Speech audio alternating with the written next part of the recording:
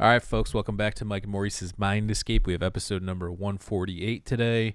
We're going to be continuing our conversation on our own personal trip reports. This would be part 2. And you can check out our website at mindescapepodcast.com. You can also check out our Patreon at patreon.com/mindescapepodcast. On the last episode, we kind of rolled out a new little thing that we're going to be doing, which we added a $5 tier. If you wanted to send us your trip report, UFO sighting, mystical experience, whatever it may be, we'll read it live on air. And then we're also working on T-shirts. And Maurice hasn't gotten that done yet, but in the works, man. We'll see what happens. Somebody's in the works.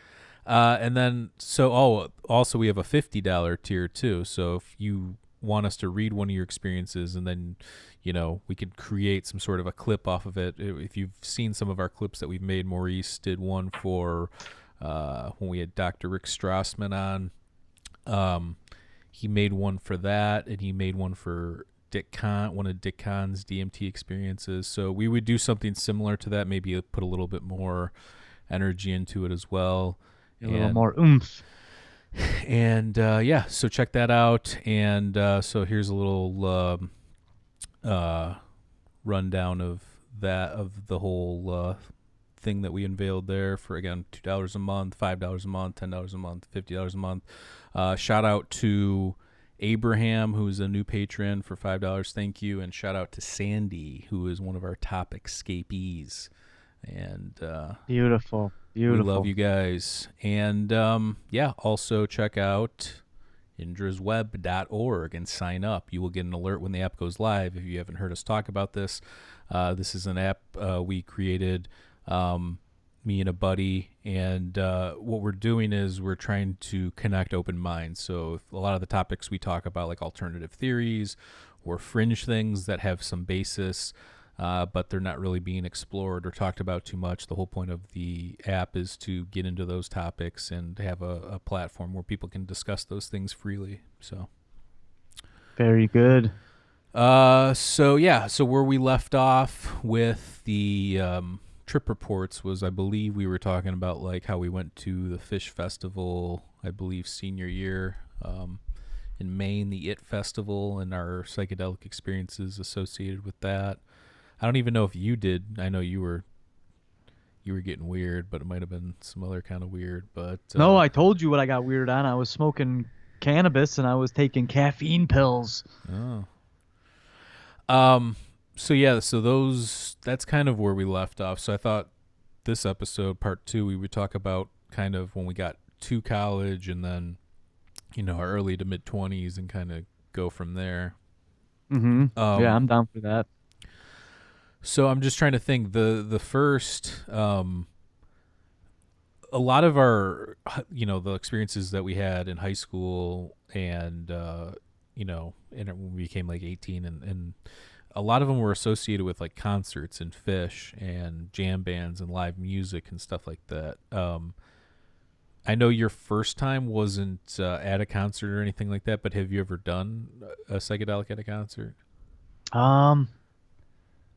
I don't think I have, no. That's pretty crazy considering the music that we're into and the fact that you have done these things, Don't you think that's kind of...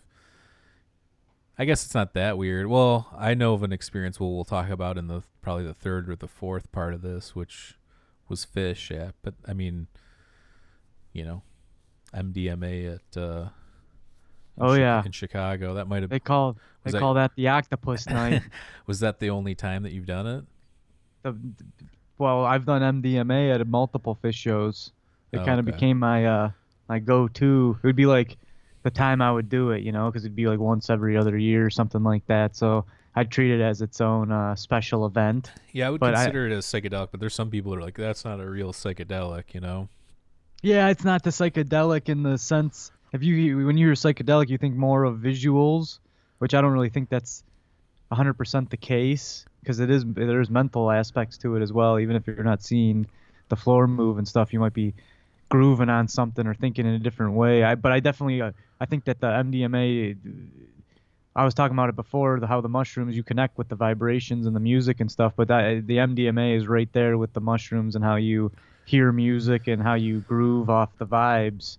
Something just clicks, and music is unbelievable on that kind of stuff. Yeah, I know Maps has had really, really good results with PTSD with MDMA. I think something like 90 something percent positivity from the last like survey report I read that came off that. So keep an eye on that. I don't know where they are at with the stages of that. I know ketamine too. Ketamine, you can get like a ketamine nasal spray now. Yeah, So. yeah. Yeah, there's a big misconception around the MDMA community too, because back in the 90s there was stuff going around called ecstasy, which at its heart is MDMA. That's one of the main active ingredients. However, there's other stuff in there, because like if you take MDMA just on its own, you're not gonna. Everybody like thinks you're gonna be running around and jumping around and Yeah, dancing what they all used crazy. to call it in the late 90s, rolling or whatever. That was Right. Yeah. But that's also there. That's because of those pills. Like if you took an ecstasy pill, they were doing a lot of these studies. There's other shit in there. There's like stuff, kind of like an Adderall or speed to a degree. Who else knows Well, that's why what the hell's in there? you for sure have to be careful, and you shouldn't just be taking these things willy nilly. And also, there is there's test kits out there now and Yup, stuff we like had that. one. Yup. Obviously, you and I have lost friends to whether Pa- they thought it was psychedelics or they thought it was cocaine or whatever the case may be. Powdered substances. Yeah. So you got to be careful because people are dying out there and people are lacing things, and you just have to really be careful and know what you're doing. And obviously, if you're unsure, don't do anything is usually my policy. So Yeah. but so yeah, so going into the early years, I'm trying to think. So I guess one of mine would be me and my buddy Matt we each dropped a tab of liquid LSD, and I'm just trying to think. I think I was 19, and I'd got it from one of my buddies who lived in the area at the time, and we ended up watching The Wall, which was a big mistake. Ooh. Because I love The Wall, I love Pink Yeah. Floyd, but That's a dark, dark adventure, my friend. that combination, I could see how that could get hairy quick. yeah, it was like you wanted to rip your own hair out of your head. I kinda. watched it high. I wanted to rip Yeah. my own hair out. And again, I love Pink Floyd. I think if live at Pompeii would have probably been a better choice under Yeah. the circumstances. No, but the whole point of The Wall is to make you uncomfortable. Like I've been listening to a lot of the real mellow tracks off that, not the most popular stuff, the more B-side, if you will. Mhm. And it's just about Roger Waters and how his emotions were essentially he built himself a wall using drugs and other thing. But obviously the wall is a metaphor for Berlin and stuff like that too. That's why the thing is just a masterpiece, because it connects to all these different things at the same time. So, right. but it's made to make you feel uncomfortable is my point. So it's like I don't know if I would be taking Yeah, any- because it's all the coming back from the war and then becoming this like shell of yourself that just like, Right. sits there and watches TV, smoking cigarettes, and you just waste into Yeah. like nothing. And Uh-huh. it's the imagery. It's actually, I mean, For its time, it's pretty good. you know, could it's pretty yeah. ahead of its time. I feel like you could brainwash people with that if you wanted to, no doubt about Yeah. it. But yeah, and actually, to be honest with you, that wasn't the best trip in the sense that it wasn't like we can talk about the whole bad trip thing here, but it wasn't like that Good was trip, terrible. bad trip. It was more like I was confronted with like some of my own anxieties and fears for the first time, which up until that point, yeah, that comes and goes, but it was more of a carefree kind of existence, almost like ignorance is bliss, but then you kind of peer beyond the veil a little bit, Mhm. and you start to see things. And I just remember, it was fun, but it was it was also difficult, and there's certain elements psychologically that I felt like I'm not a big acid guy. I've done it, a decent amount of times in my younger years. I haven't done it in probably 10 or 15 years at least. Um, and I just remember it being very heady. It wasn't like, I like psilocybin because it's body buzz and mental and like all encompassing. That's the feeling that I got. And the acid was very, yeah, it's very heady. You're in your own head more, which I guess could be good and bad depending on the situation. But yeah, that combination of the wall and that didn't mix that well. Yeah, well, maybe you should have put on Wizard of Oz or something. um, yeah, there's other choices. Something funny or something probably would have been better. But You could watch infomercials and have the time of your life. yeah, I've had a weird experience. Well, I guess that would probably have been around the same time. I remember smoking some salvia extract, and there was like a commercial on. I forget exactly what it was, but I just kept repeating this one phrase from the commercial after, because you go into this like fractal tunnel of like repeat loop thing. That's hard to explain, and it's not long. I don't know if you've smoked salvia extract, but it's not. Yeah, we talked about it last episode. It's not. It's very weird and very short. So I don't know how to really unpack that one, because it's not like you can get in there and like do mental work or anything like that. It's so short lived. I would have probably assumed it's similar to DMT in some ways, not necessarily like the effects or anything like that, but just the way that you process things while you're coming in and out of that. So it's so short. Yeah, well, if you want to get into my adventure, I think because mine are so few that I really have good memories of the details. Yeah, I wanted to ask you too, do you think you romanticize it since you've had so few? Like, do you think if you did it more, you would think a little bit differently about it?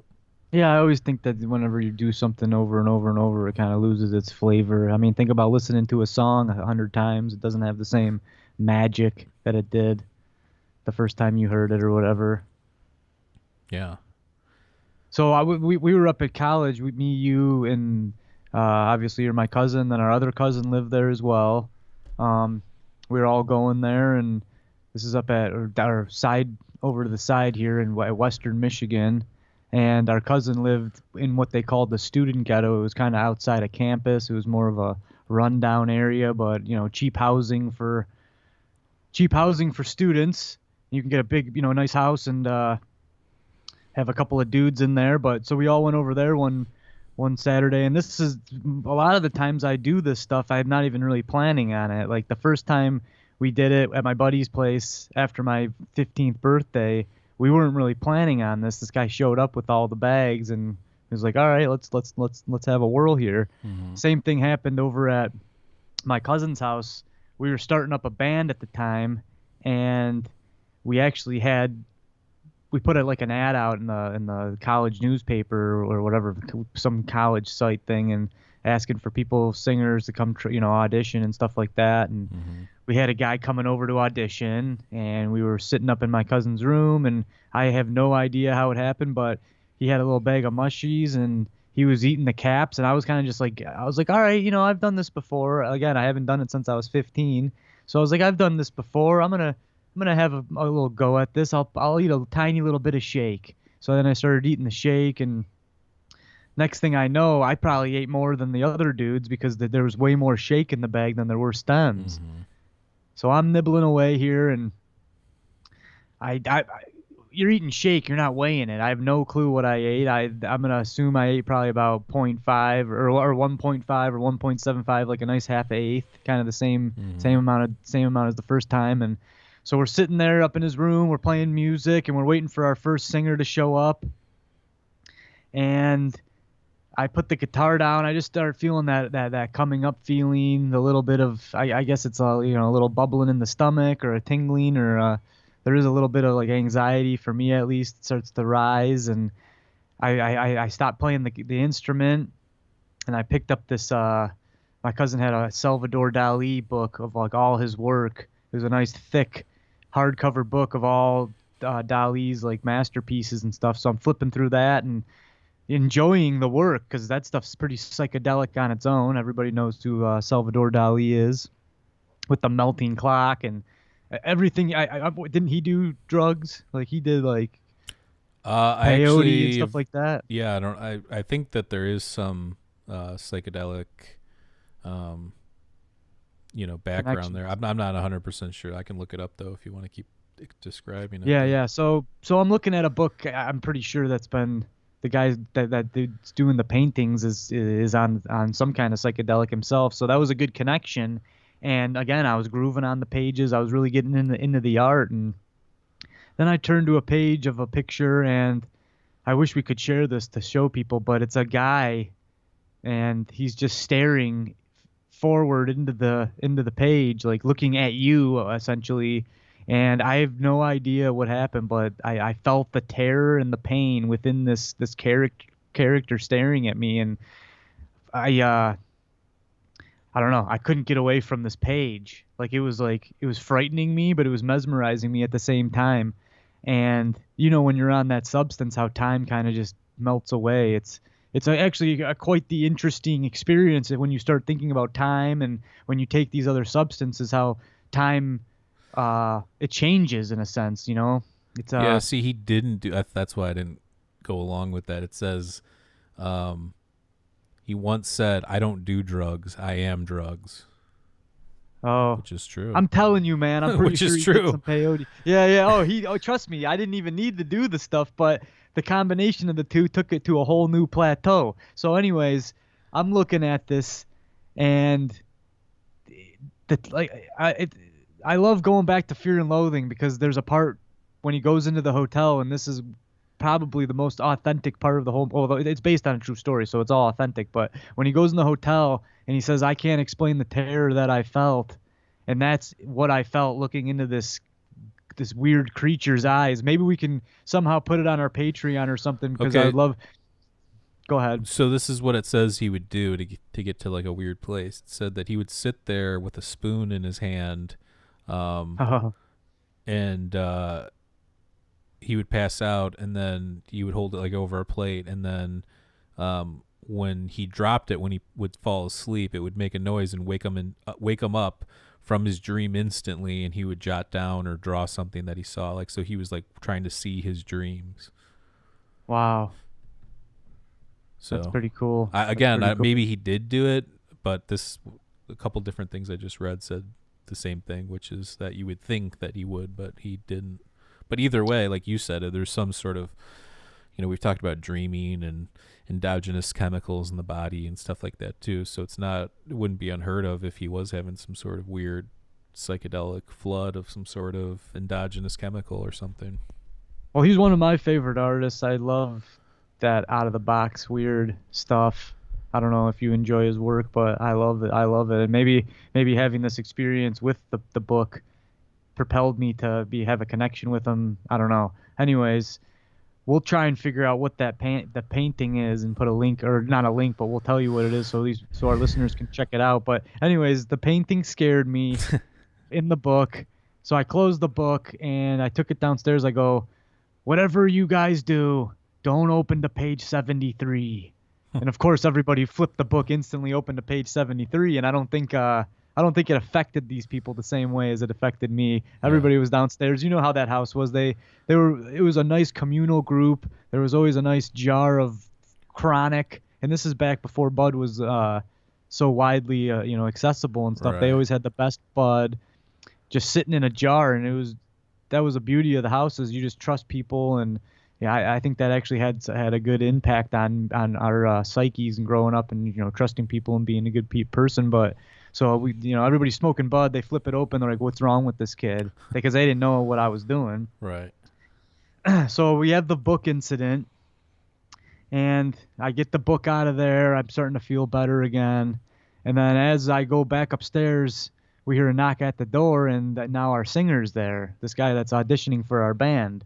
And I was the band leader at the time, so everything's going to filter through me. I wrote the music and stuff, and it was pretty much my say on who's going to come in and sing and whatnot. So we bring this guy up into my cousin's room, and we start playing him some tunes, and he's singing, and this guy was more of a He was more of a metal singer, like a more of an aggressive type. And Yeah. to give people a little backstory on our music, we were hippie-ish, mellow, singer-songwriter type stuff.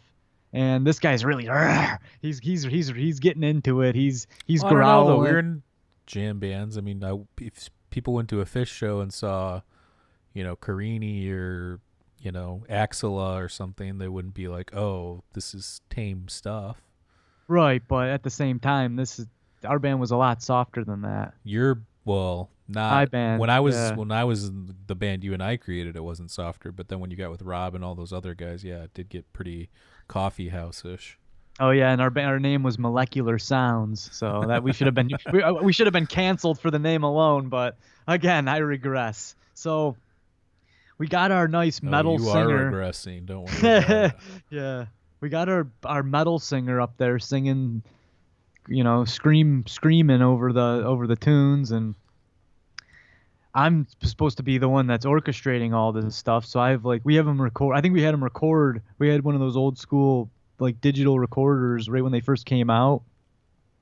Called it was a Zoom. Yeah, I remember that.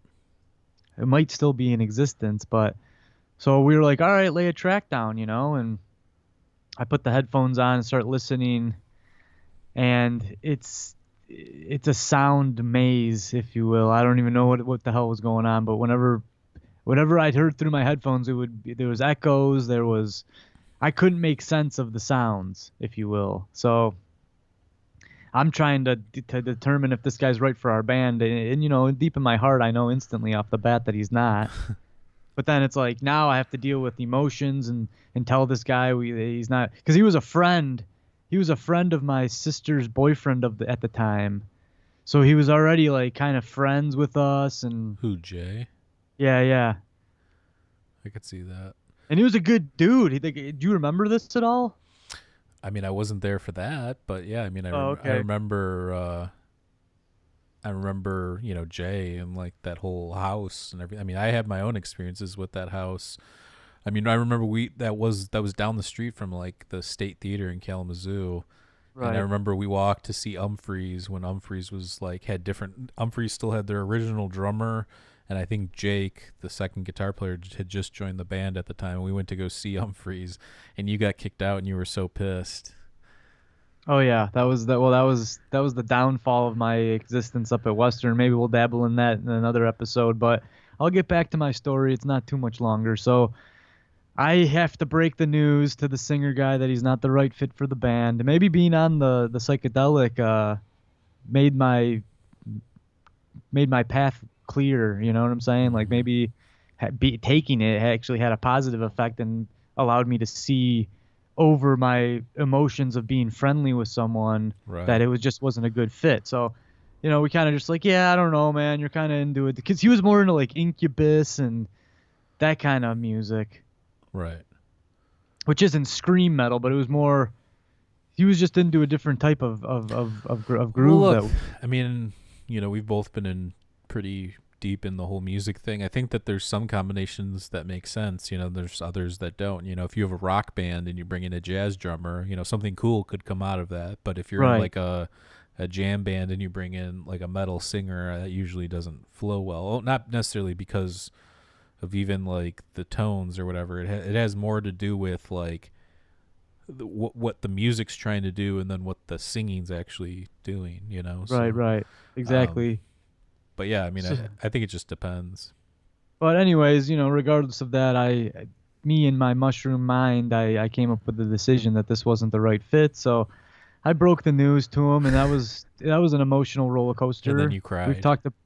I might a tear might have rippled out of my eye. You know what? Actually, I do think I cried after I saw that picture though, because that thing struck the fear down into my core, man. So um, we send the singer guy home, and then there was a bunch of musicians in the house, so I was like, let's go jam in the basement, and we went down there, and I played the bass because I really just couldn't even play the guitar at this point. It was too much, too many strings, too much to remember, and the bass seemed Yeah, like I the right fit remember for me. jamming down there with JMO and Ben Kim and Courtney Yeah. and all those people. Yeah, so I remember going down in the basement, and it was the whole basement was like all the tiles were busted off or like removed, Yeah. except for one tile that had these flowers on it, and it was pretty sweet. I was looking at it because it was all the tile around it was just gray and still, but Right. then the one tile in the middle that had the flower, that was doing the flow state, like the floor and fear and loathing. That was so it was like that one separated zone was flowing, and then everything else was just stationary, which is kind of a cool little sight. But so we go in the basement. I grab the bass, and the bass is a perfect instrument for mushrooms because it's just chill. You can just get into the pocket, you can get into the groove, and you're not like bombarding your mind with scale. Well, you're thinking of scales to a degree, but you're not like having to solo or make up stuff over and over and over. I was literally just, and it sounds like such a cliche, but I was seeing notes Hmm. and I was just grabbing them out of the air. I've never played music before or again and had that same connection. And now that I look back, it's the vibration thing. You just are connected to the vibration, and music is part of the vibration. I don't know if it's because when we're born, the heartbeat, and then that starts us on the way of like, being into beats and all that kind of stuff. But humans connect to vibrations more than anything. And when you're on these substances, it opens your mind. I've never seen notes, and it's not like you see them. It's just they're so, I don't know how to explain it if you don't do it, but No, I know what you're you saying. you see them in your mind, and then you can just reach out and grab them. So it's like everything and anything is a possibility on that kind of I've stuff. had that experience before. I mean, obviously, I've played a lot more music later on in my life than you did, and I remember, I've played some shows where Hmm. I've had definitely that experience. I know Trey talks about that too. Um, Yeah. Grabbing these like electric notes out of the air, and yeah, no, it's definitely an interesting thing for sure. Do you think though, um, looking at that, do you think that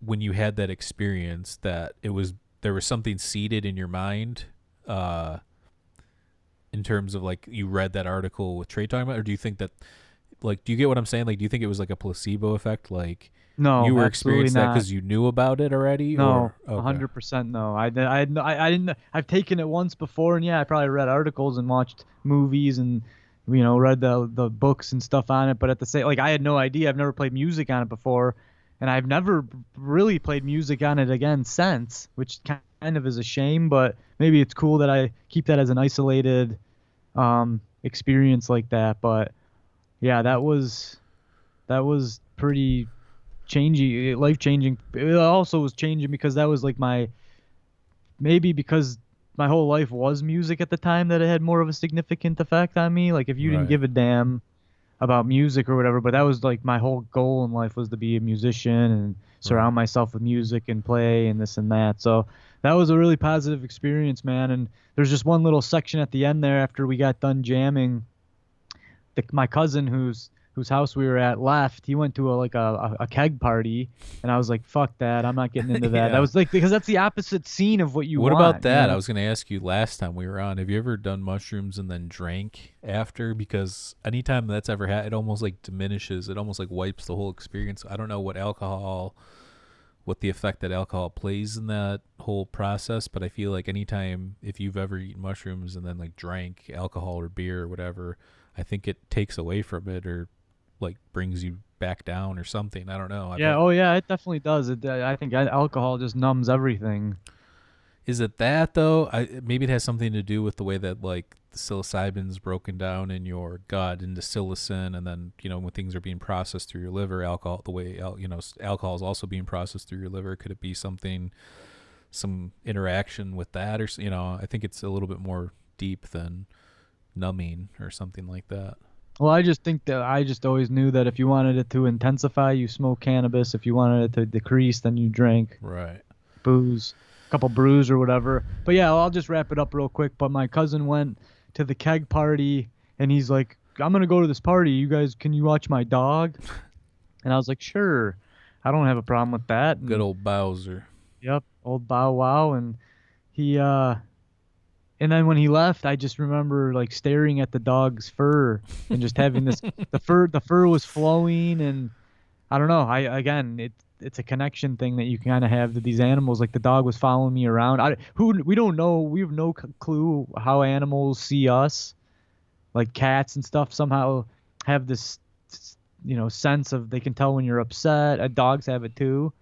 So I don't know. The dog knew something was up, and he was my best friend for the rest of the night. So, cheers, Bowser, up in doggy heaven there. Yeah.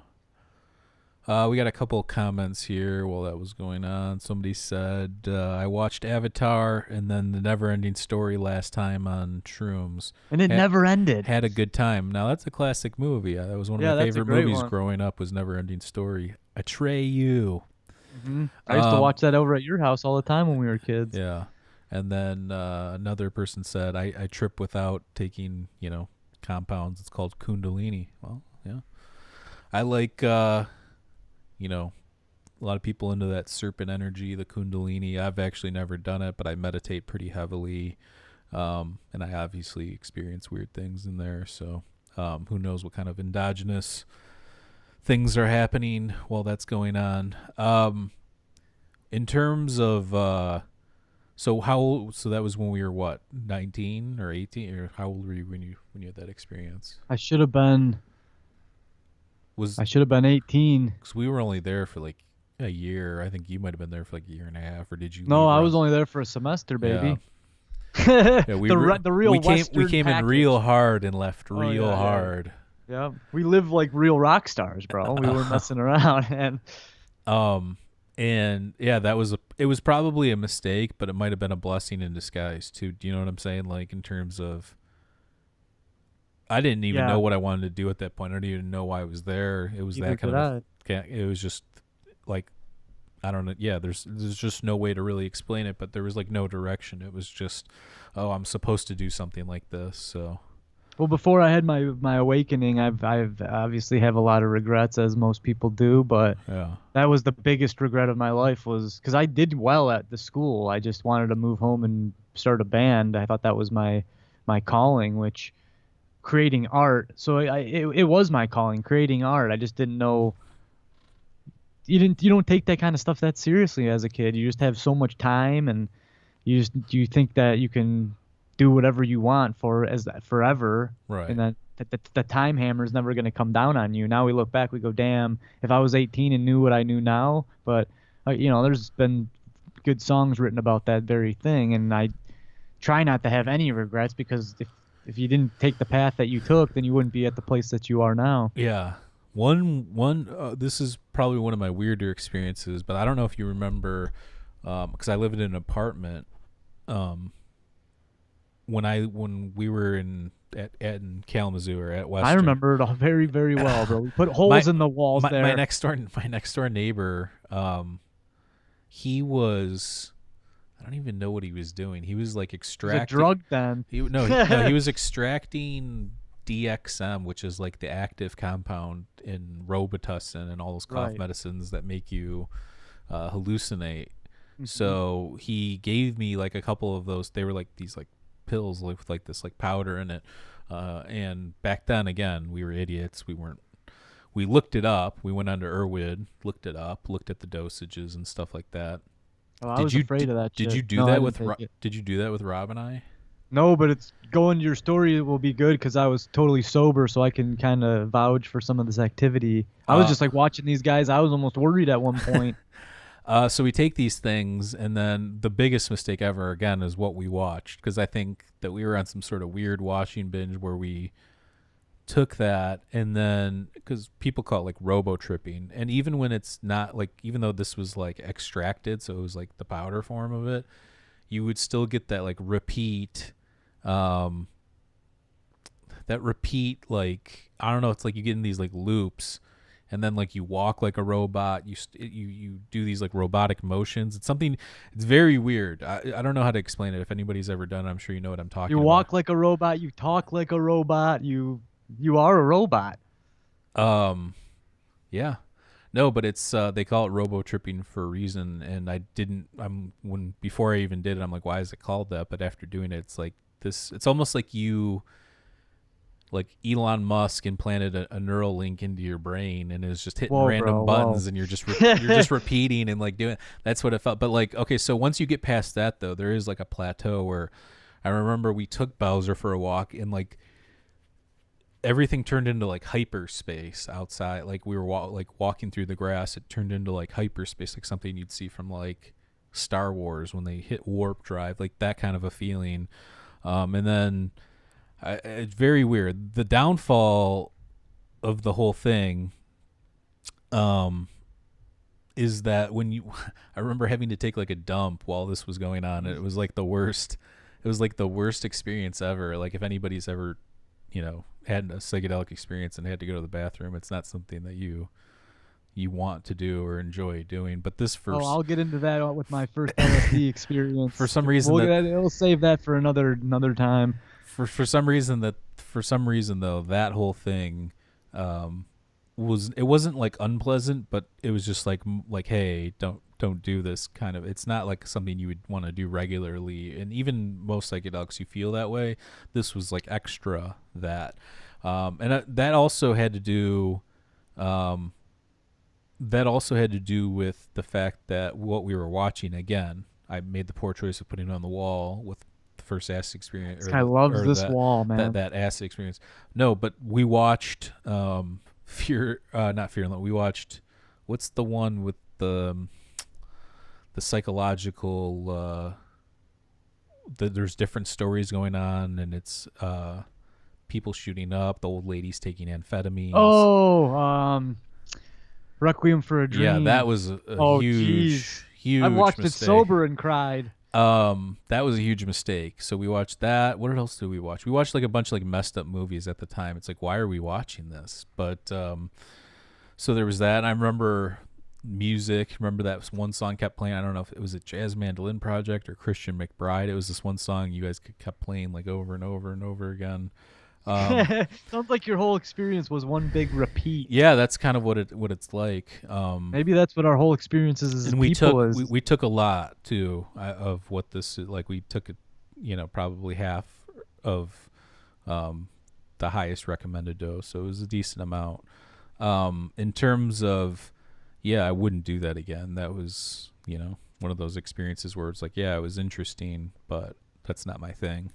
I think it was also one of those experiences where you took the pill, like you knew what the micro or the milligrams were. You took it, and then we looked it up, and we're like, oh, that's like 4 times the normal dose. So I'll see you guys tomorrow.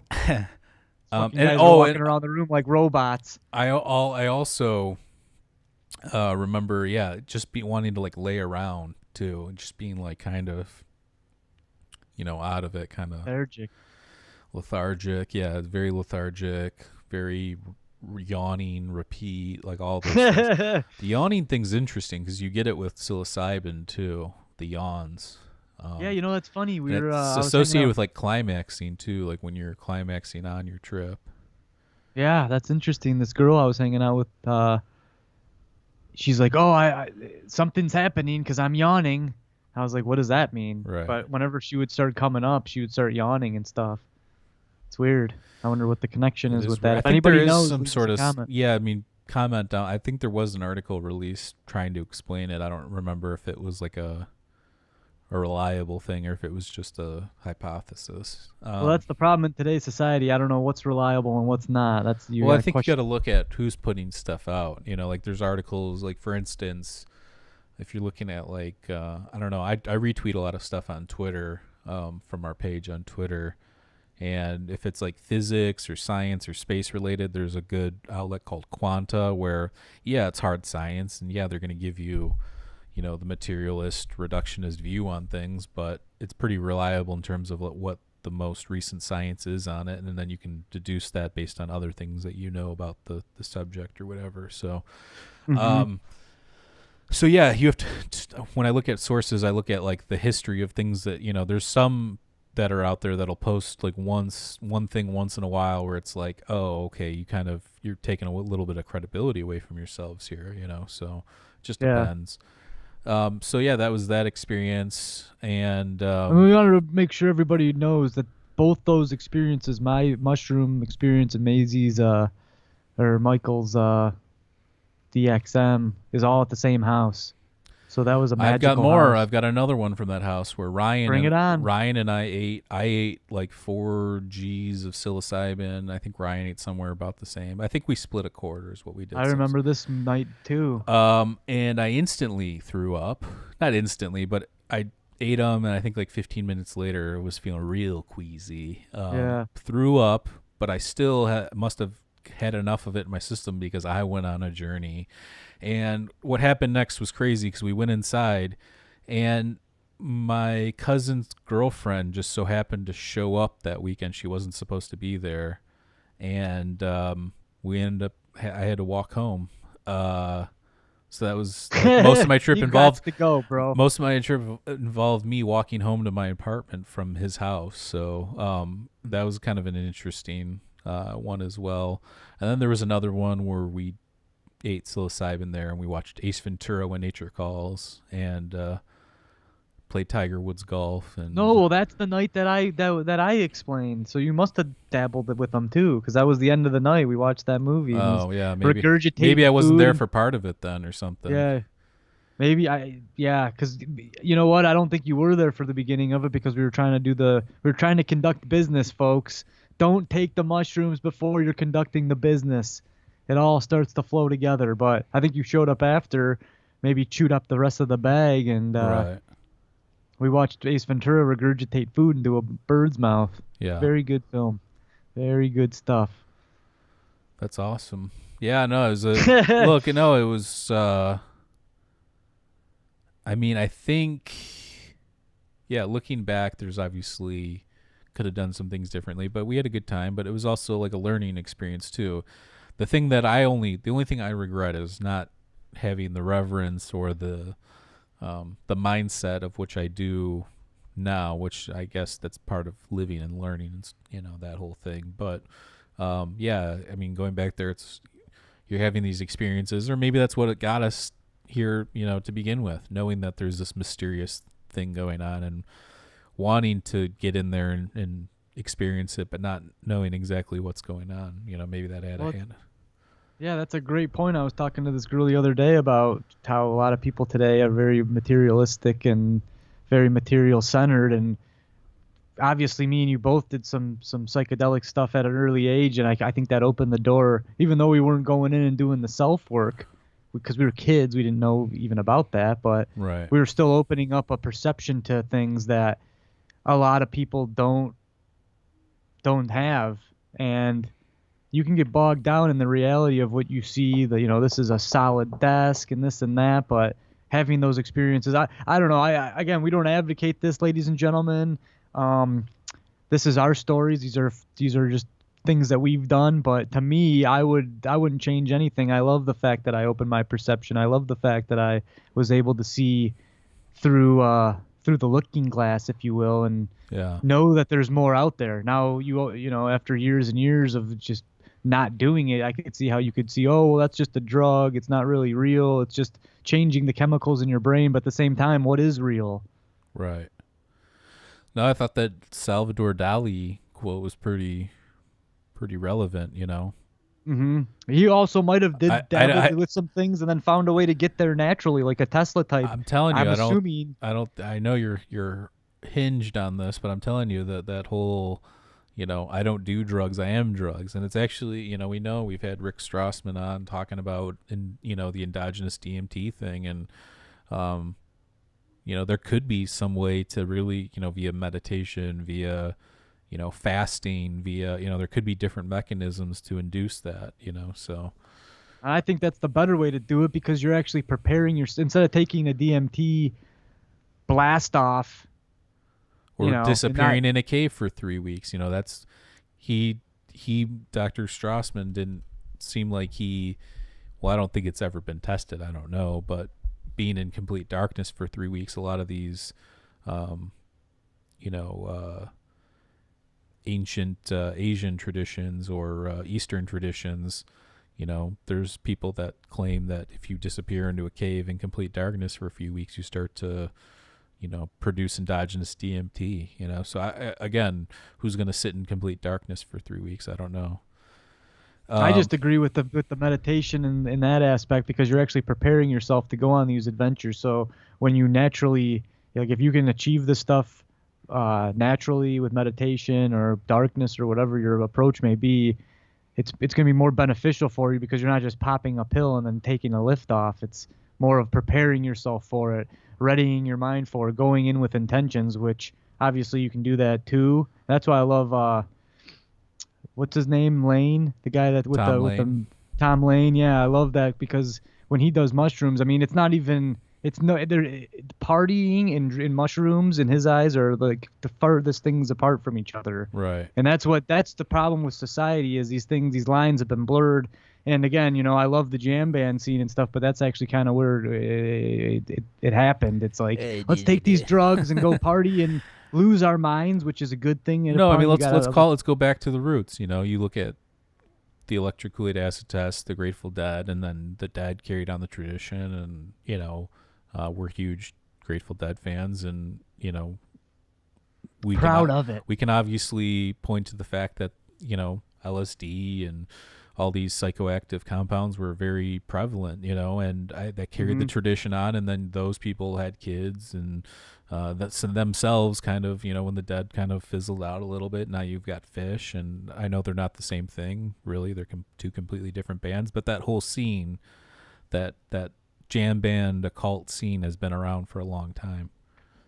Yeah, I mean, my main point was that you take the Merry Pranksters, Ken Kesey, and that group of wild Oscars, when they stumbled upon the LSD, they knew there was something to this. They knew there was something greater than just getting high and fucking around. You know what I'm saying? They knew that there was some kind of magical mystery of life being unlocked to them. And then as time goes on and as that culture kind of ramped up, people started using it more for recreational purposes. And I think I'm not saying that that's 100% bad, but I like the fact if you're going into it, you were talking that you have some kind of agenda, you have some kind of goal in mind, and instead of abusing it in the sense of I'm going to take some MDMA and go dance for 15 hours, you're going into it with some outer game, Yeah. And I dance, baby. I've danced. I've closed the bars. I dance too when I go to shows. I'm proud of it. Oh yeah. Shout out to Alex. I saw him pop in here. Shout out to Alex from DMT World. Shout out to I saw Marchetti pop in here too. Oh yeah. All our buddies are popping out of the woodwork. Funny story about Marchetti. We were playing Xbox one night, and I didn't know his boss was like one of the other people that we were playing Call of Duty with, and I was like, remember that one time we ate mushrooms? Yeah. And that was the I don't know. That was the last time they played. I don't know how he swung that around, but I remember that was pretty funny. So shout out to him. And I'm trying to think. So yeah, so a lot of these experiences obviously were from 17, 18 to 20. These are the middle years, ladies and gentlemen. Yeah, 21, 22. I'm trying to think what else in there. Lots of psilocybin. I mean, there's times where I would just take it and write music, or take it and write lyrics, and then other times you just want to, go in the bathroom and stare at all the patterns and yourself in the mirror. So yeah, but there's a big uproar and there's a big uprise in the micro dose, and I think a lot of more new information is going to come to the forefront in the next couple of years. The same with DMT, because now we have real people, not that they weren't real, but real doctors and stuff looking at this shit, and the more laws that pass in favor of it, they're just going to open up more money and funding for people to do more experiments with it. So it's an exciting time to be alive. It's a crazy time to be alive, but yeah. Between this, the episode today was supposed to be on aliens, correct? Yeah, we had to reschedule Chris Wolford, and we'll have him back on. I don't know. We had some technical issues, and then he had something come up. It was just, it wasn't working out. A combo of inconvenient circumstances. So we'll get that in here at some point, because I know we're going to talk about unidentified, and that season's almost. I think the last episode's tonight. Mm-hmm. So back to the trips. I'm trying to think. The one that really stuck out to me too, in my younger years was, the psilocybin one that I had on Hogar, which is the camping trip we go on. And Rob and I ate mushroom chocolates and then watched this like lightning storm. It was beautiful. It was I don't know. We just had like two camping chairs in the middle of that, clearing, and just stared up at the Mm-hmm. sky, and it was just lightning. There was no thunder or anything. Yeah, one year I did it a little amount with you guys. I don't know if it was that time or not, but I remember watching the rain on the river, and it was mesmerizing. Yeah. I think nature and that stuff go hand in hand, and there's not a coincidence because of that. It's because it's coming from there, and that's our natural state. And Right. So somebody asked, how do you stay away from the negative effects of or negative entities, negative effects, those kinds of things from these having like a bad trip or something like that. I would say that positive mindset no, going in never here's the hurts. thing. So first of all, nobody knows what the entities are, right? I mean, there's speculation. We've talked a lot about it on other episodes on this podcast before. In terms of things that I've experienced and stuff, I think that regardless if it's something external while you're in that realm or if it's something like part of your subconscious or whatever the case may be, um, if you're going in with a bad mindset, let's say you got a lot of stuff going on, or there's like a recent loss in your family, or you just lost your job, it could be good or bad. If you're experienced with these things, you might need to do something like that to kind of take you to another level, or change your mind or something like that, or help you adjust things. But in terms of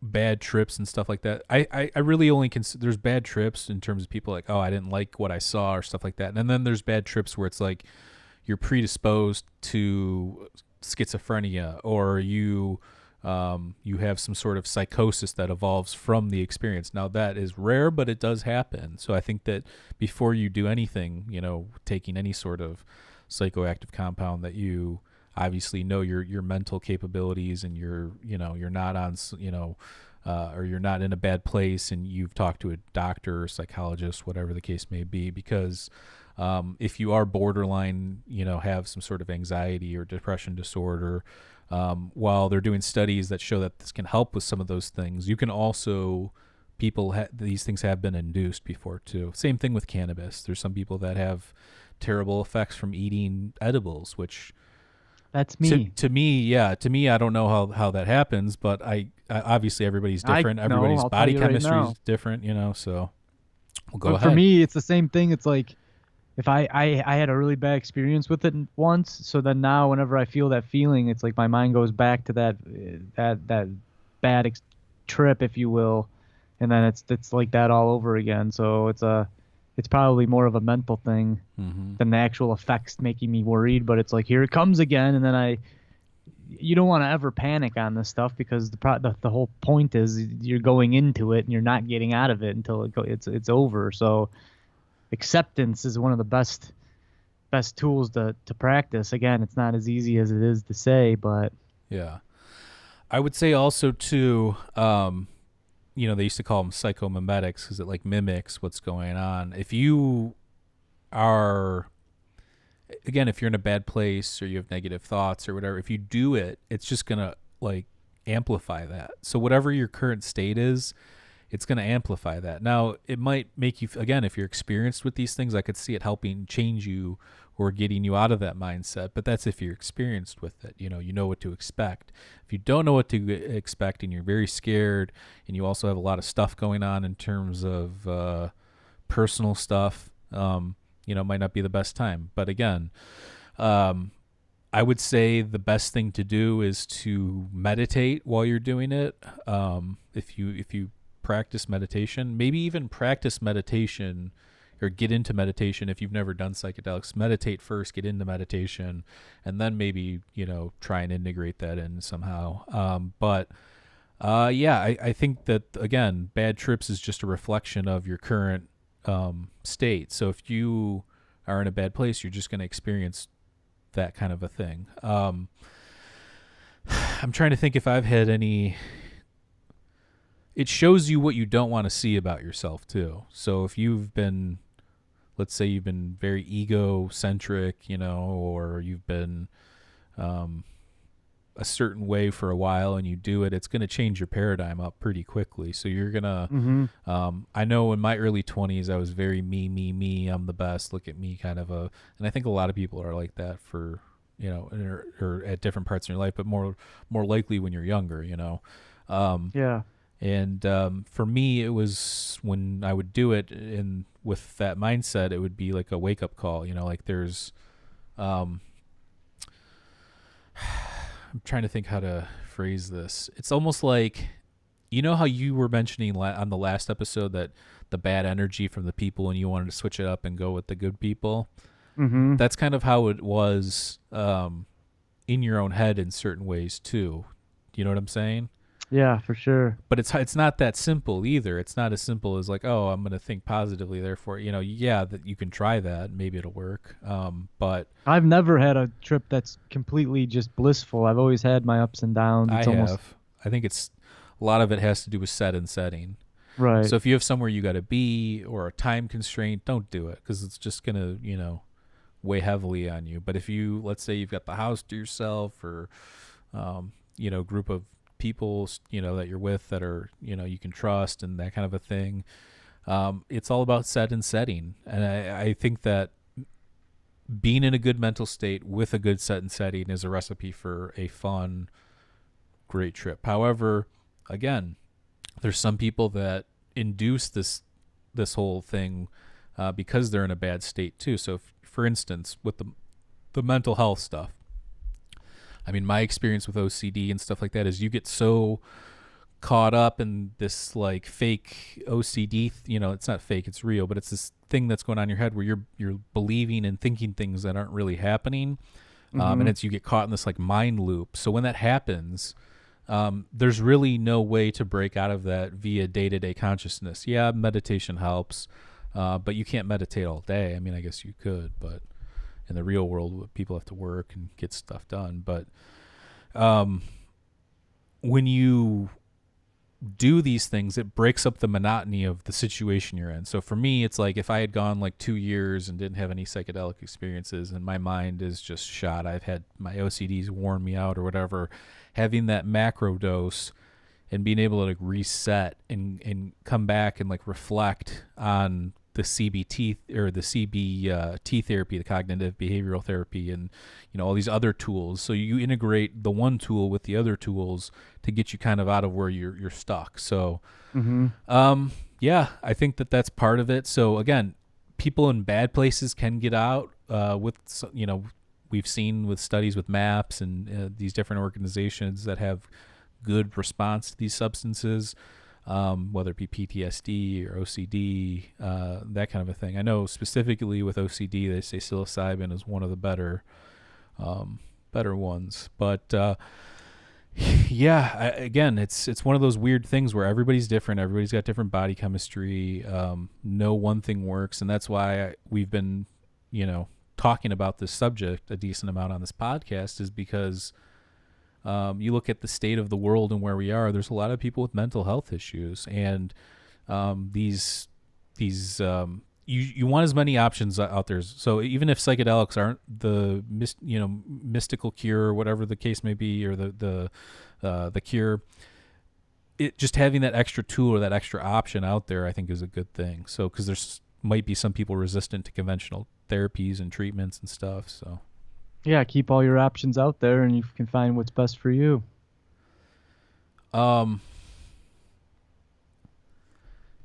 have you ever had a bad trip in terms of like, I know you said that you've never had one where it was like blissful, but have you ever had one where it was like, I'm good on that for a while?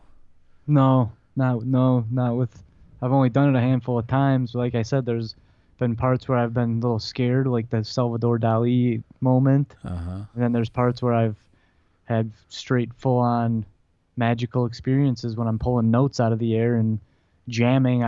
To me, that was the best music I ever played. Now, what it really sounded like, I don't know. Yeah. But yeah, I always, like I said, my experiences have always emulated what real life is. It's more of an up and down type thing, and right. There's never one blissful experience. Now with the MDMA, with the nature of what that is a big endorphin flood. So on those, I've had real blissful times. Right. Um, Somebody commented belief in God really helps. I mean, belief in a higher power or higher cause or higher being or whatever the case may be. I think that we've talked about that on here before. I think that does help. Um, I think if you look at the people that are like reductionists or argue against a God or whatever, you look at that, it's very depressing to listen to those people.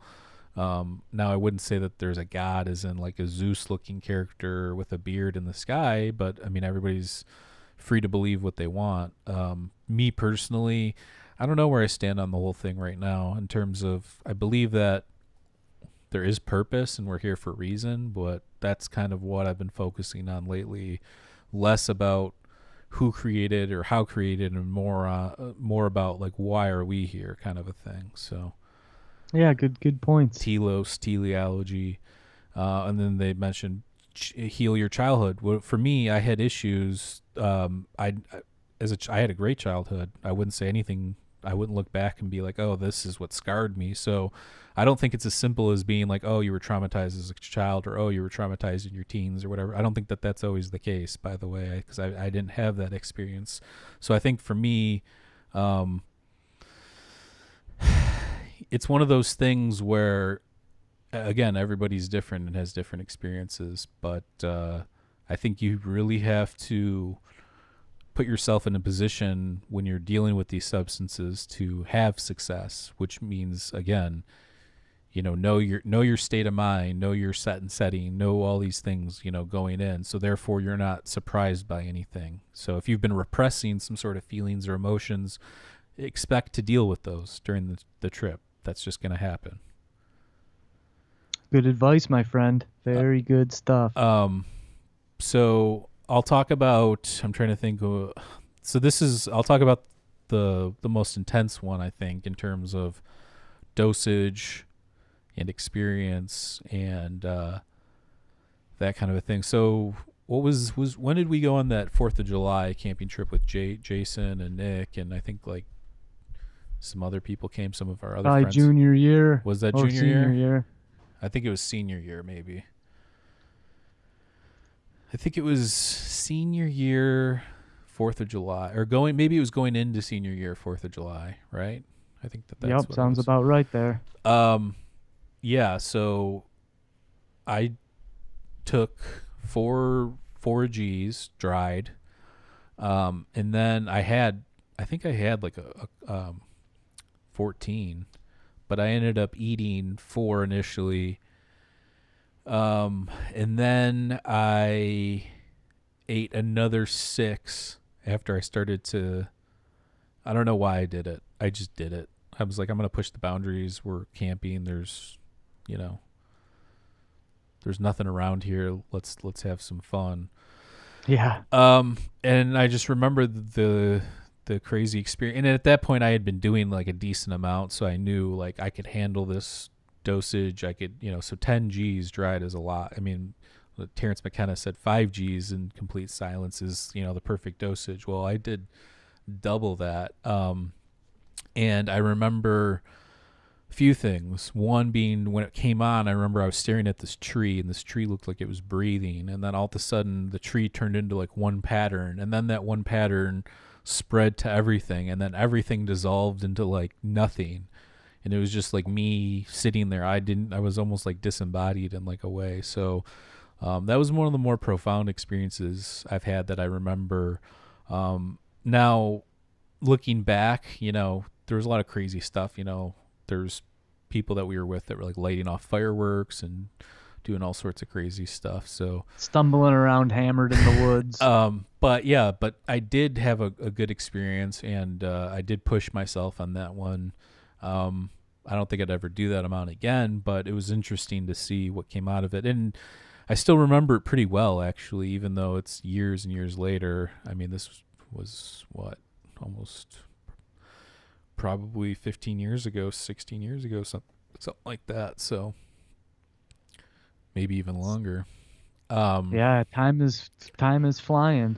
But yeah, so that one, I just remember being in the woods and kind of everything dissolving and just being peaceful and almost like I dissolved as a person, and it was just like some sort of consciousness that was taking sensory input from like nature, kind of a thing. It was weird. Yeah, it sounds like something I'm not going to do anytime soon, at least. Um, yeah, I don't know. Yeah, that's a lot. It's a lot. I don't really recommend anybody do that unless you're a very seasoned psychonaut that has, built up to that point. Because that's kind of what I had been doing. I think you almost need to be a kid because you don't want to know what's going to happen. Right. Well, you gotta be kind of naive. I'd taken quarters before and stuff like that too. So I knew kind of what I was in for. I mean, a quarter is 7 grams dried. So, Yep. I mean, it was only another eighth on top of that, basically. But that'll push you.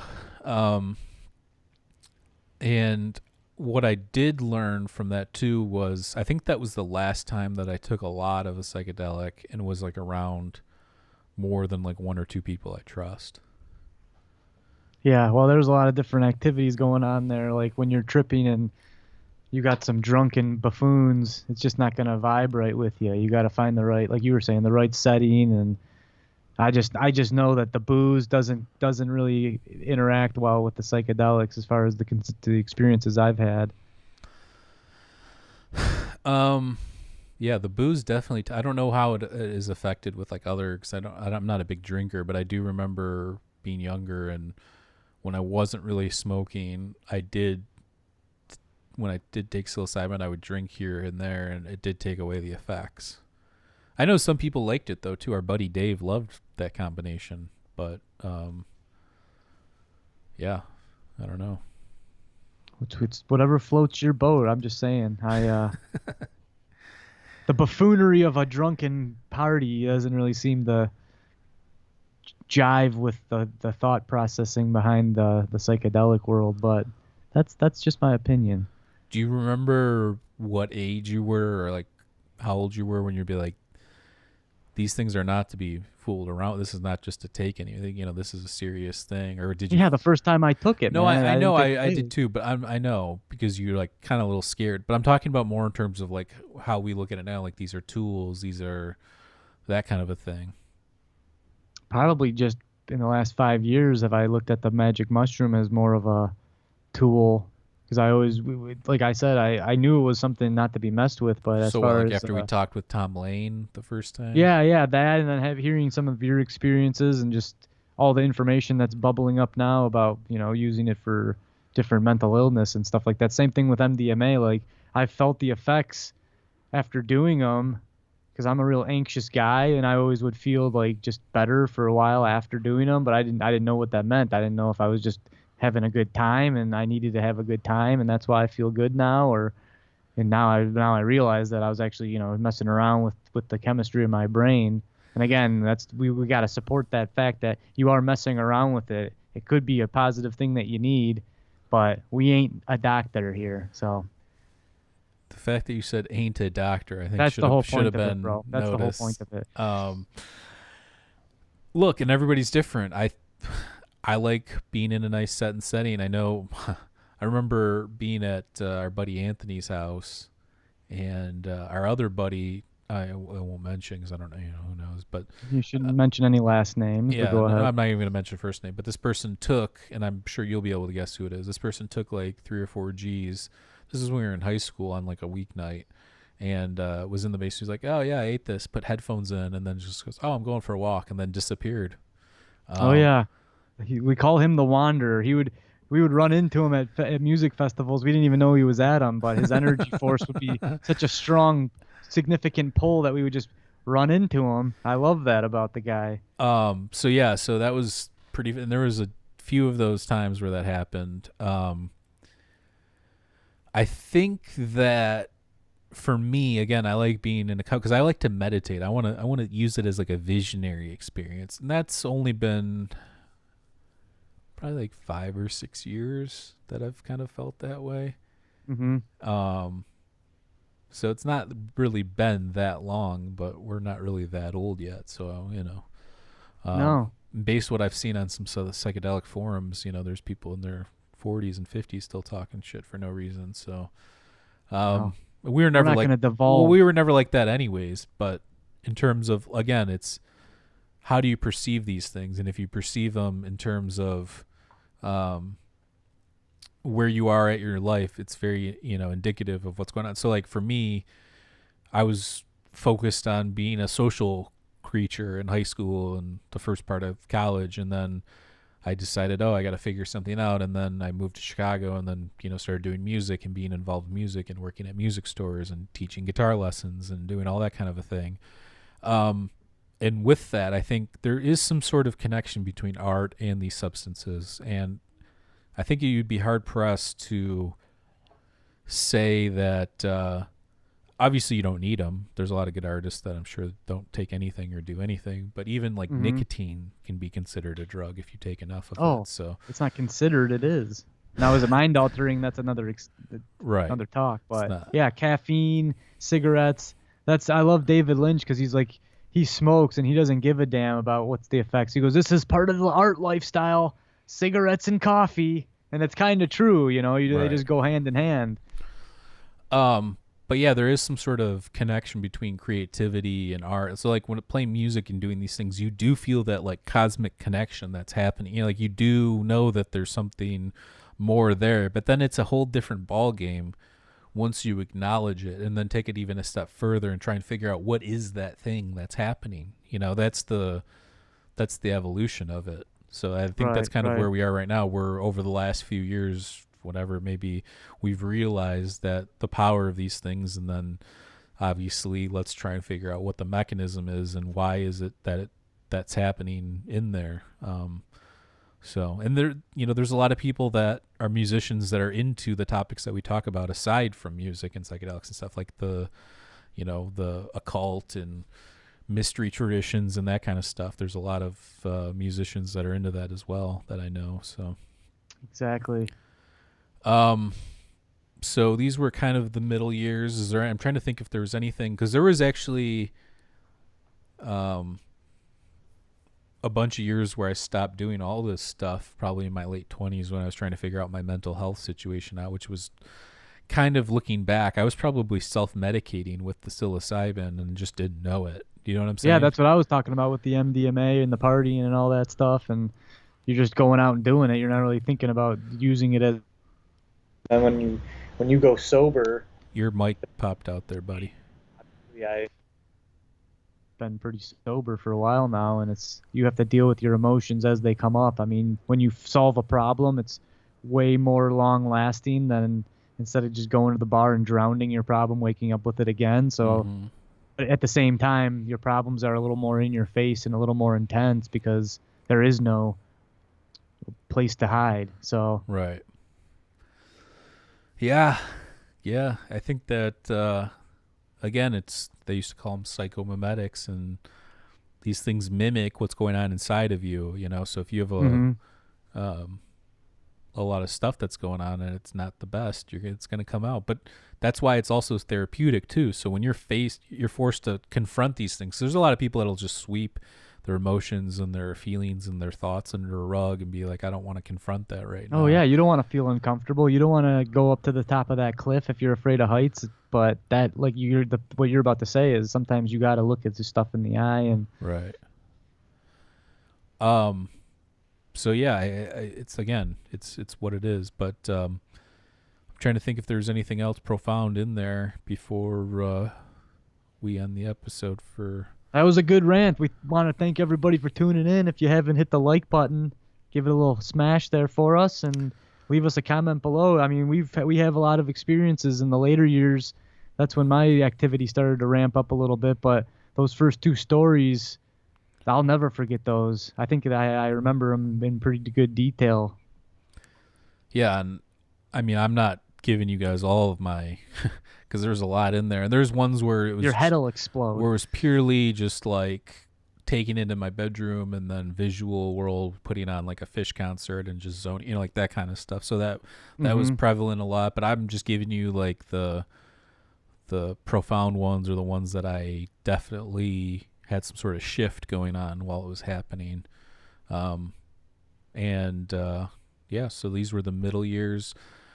again, the first part of this trip report thing, we talked a lot about fish and jam bands, and it was really tied to that. I have taken psychedelics at jam shows, and Maurice appeared to not, which is kind of unusual to me, but I guess it makes sense looking at based on what his reports have been and the way he feels about it. So Mm-hmm. I know you've got a couple more that we'll do in the more recent time. I would like to do one more, like we'll call it recent years, and then maybe a fourth one, and just like an overall encompassing, just going over the whole thing and how we feel now about it. Nice. Yeah, we'll make a little playlist and people can relive our psychedelic experiences one after another. So yeah, so we're gonna probably end it there, but I'll remind everybody that let's see here. You can go to our Patreon page at patreon.com/mindescapepodcast, and you'll get it for $2 a month. You'll get exclusive content.